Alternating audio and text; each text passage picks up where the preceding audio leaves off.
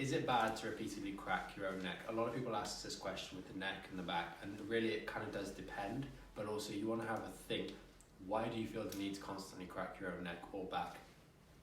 If it's because it keeps seizing up and getting stiff and that's the only way for you to relieve the pain, then really you want to get a look at your spine. Actually look at the spine properly, get a set of scans to figure out, is there something about the way your spine is put together or is being held, maybe through bad posture or repetitive actions, that's actually causing you to constantly seize up at specific points.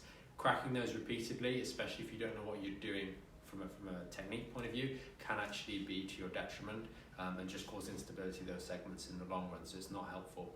Plus, if there's an underlying cause, if you deal with it sooner rather than later, it's generally easier and quicker to actually deal with. So what are you actually doing when you're cracking the joints? If you just turn your head like that and the joints crack and it's painless, that's fine.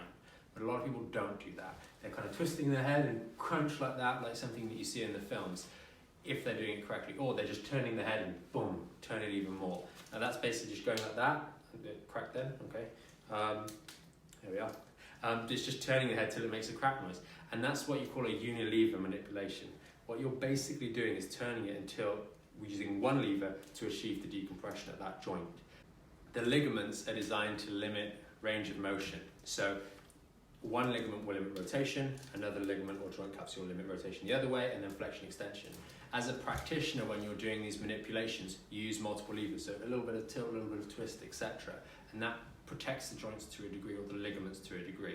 When people do this at home, they just whack it all the way and get the click. So in short, I would suggest that if you are constantly finding you need to manipulate your neck or your lower back, go and see a professional, ask them to have a look at your spine properly, understand what forces are going through your spine, and then make the decision as to whether it's appropriate for you to be repeatedly manipulating yourself, or actually there's something that can be done to really alleviate the stress so you don't have to do that on a daily basis.